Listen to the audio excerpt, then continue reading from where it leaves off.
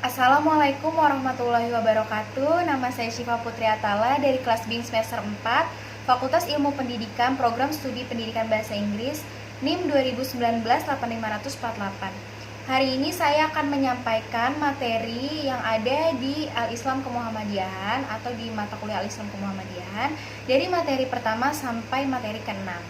Di sini kita masuk ke dalam materi yang pertama. Materi yang pertama yaitu gerakan pembaruan Islam. Jadi gerakan pembaruan itu merupakan gerakan pemurnian yang dilakukan sang pembaru dengan mengusung perlunya tafsir Islam murni untuk kepentingan zamannya. Di sini pembaruan itu identik dengan istilah modernisasi atau tajdid. Tajdid dalam pengertian etimologis atau harifah yaitu pembaruan, sedangkan dengan menurut istilah artinya itu pembaruan dalam berkehidupan keagamaan. Yang ketiga itu ada kaitannya dengan pembaruan Islam. Tajdid memiliki dua pengertian, yaitu tajdid dalam bidang akidah dan ibadah ma'doh. Dalam bidang ini, tajdid diartikan pemurnian dengan jalan kembali ke dalam pedoman yang bersifat mutlak, yaitu melihat dari Al-Quran dan As-Sunnah. Jadi di situ kan udah mutlak, Al-Quran itu udah mutlak dari Allah adanya seperti itu, dan As-Sunnah pun juga seperti itu. Di sini ada beberapa pemikiran Jamaluddin Al-Afghani. Yang pertama itu tentang kemunduran umat Islam tidak disebabkan karena Islam itu ketinggalan atau tidak sesuai dengan perkembangan zamannya dan perubahan kondisi. Jadi ya itu sudah mutlak, mau kondisinya seperti apa dan zamannya sudah berkembang seperti apa, itu tidak akan pernah berubah. Yang kedua itu untuk mengembalikan kejayaan pada masa lalu dan sekaligus menghadapi dunia yang modern. Yang ketiga itu ada corak pemerintahan otokrasi dan absolut yang harus diganti dengan pemerintahan yang demokratis. Lalu di sini kita akan masuk ke dalam materi yang kedua. Materi yang kedua itu memahami latar belakang dan tujuan Muhammadiyah. Sebelum mendirikan Muhammadiyah, Kyai Haji Ahmad Dahlan itu sering terlibat dialog dengan sahabat-sahabatnya yang berkaitan dengan kondisi umat Islam dan juga solusinya. Jadi solusinya itu adalah yang pertama menegakkan kembali peranan Al-Quran dan As-Sunnah sebagai sumber utama dari agama Islam. Yang kedua itu dibutuhkannya sekelompok umat yang gunanya itu untuk menegakkan ajaran agama Islam, untuk menjadikan Islam yang sebenar-benarnya. Dan itu juga bersumber dari Al-Quran dan As-Sunnah, surat Al-Imran ayat 104, dan mendorong umat Islam dan Kyai Haji Ahmad Dahlan untuk mendirikan sebuah organisasi. Di sini ada dua faktor, yaitu subjektif dan objektif. Faktor subjektif berdirinya Muhammadiyah berupa kerisauan Kyai Haji Ahmad Dahlan terhadap permasalahan yang dihadapi oleh umat Islam. Jadi permasalahannya itu ada keterbelakangan, kebodohan, kemiskinan, dan lain-lain. Terus yang kedua itu faktor objektif berdirinya Muhammadiyah itu karena lemahnya pemahaman umat Islam dalam mempraktikkan ajaran Islam seperti itu. Di sini ada tujuan Muhammadiyah. Jadi dilakukannya atau dibangunnya Muhammadiyah itu memiliki tujuan. Tujuannya itu membangun masyarakat Islam yang sebenar-benarnya, yang masyarakat ini harus memahami prinsip Islam yang sebenar-benarnya serta menjalankannya dengan baik tanpa adanya pengaruh, paksaan, tradisi atau budaya yang bertentangan dengan agama seperti itu. Di sini kelahiran Muhammadiyah sekarang. Kelahiran Muhammadiyah itu menurut Amin Abdullah merupakan sebuah eksperimen sejarah umat Islam Indonesia yang berusaha untuk mengawinkan pendekatan normatif dan doktrinal seperti itu. Sekarang kita masuk ke dalam materi yang ketiga, yaitu memahami Kyai Haji Ahmad Dahlan dan juga pemikirannya. Di sini Kyai Haji Ahmad Dahlan bisa disebut dengan Muhammad Darwis dan dipanggil dengan Ahmad Dahlan. Lahir di kawasan Muslim Yogyakarta, di belakang Masjid Agung Sultan Yogyakarta. Ayahnya itu bernama Imam Masjid, dan Dahlan belajar bahasa itu dari ayahnya. Dia adalah keturunan generasi ke-12 dari Maulana Malik Ibrahim dengan jejak garis keturunan kembali kepada Nabi Muhammad SAW.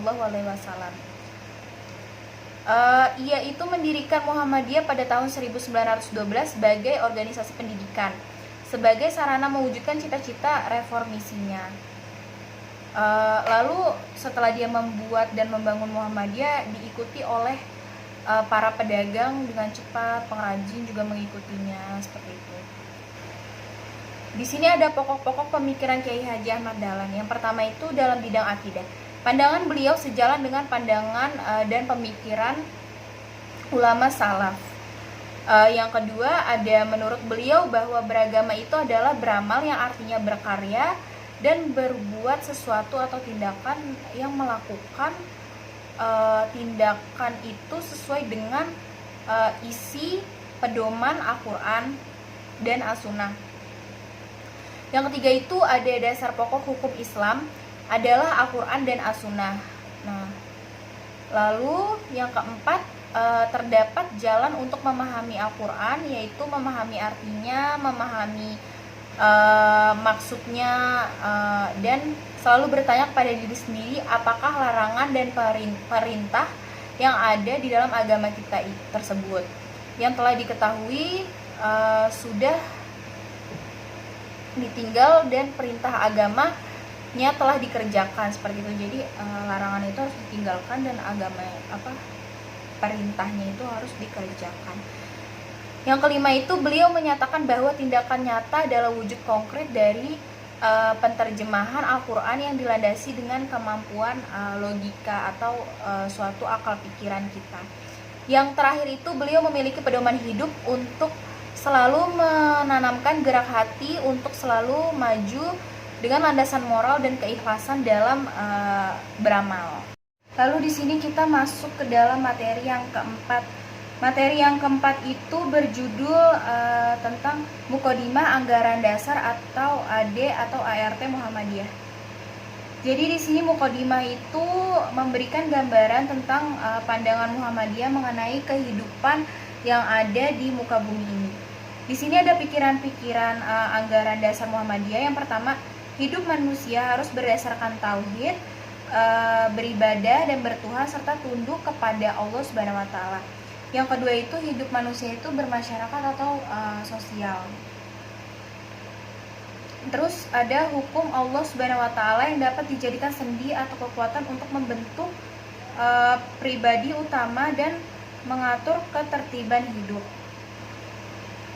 Di sini ada juga yang pemikirannya berjuang menegakkan dan menjunjung tinggi agama Islam untuk menjadikan masyarakat Islam yang sebenar-benarnya. Lalu di sini ada pengertian anggaran dasar dan anggaran rumah tangga. Jadi AD atau ART itu merupakan pedoman yang berisi aturan-aturan bagi anggota organisasi dalam menjalankan kegiatan organisasinya, agar organisasi itu mencapai tujuan yang telah dibuat. Di sini ada identitas atau asas dan keorganisasian Muhammadiyah. Yang pertama itu Muhammadiyah adalah gerakan Islam yang bersumber pada Al-Quran dan As-Sunnah. Yang kedua, asas Muhammadiyah itu adalah Islam. Yang ketiga, tujuannya adalah menegakkan dan menjunjung tinggi agama Islam agar menjadikan masyarakat Islam yang sebenar-benarnya. Sekarang kita masuk ke dalam materi yang kelima. Jadi materi yang kelima ini berjudul tentang kepribadian Muhammadiyah. Hakikat Muhammadiyah yaitu Muhammadiyah ini merupakan suatu persyarikatan yang merupakan gerakan Islam. Maksud gerakannya ini adalah dakwah, amar ma'ruf, nahi mungkar. Hakikat Muhammadiyah adalah sebuah bentuk dan entitas permanen yang dimiliki oleh Muhammadiyah yang dimana pelaksanaannya berada di bagian daripada puncak entitas permanen seperti a'yan isabitah.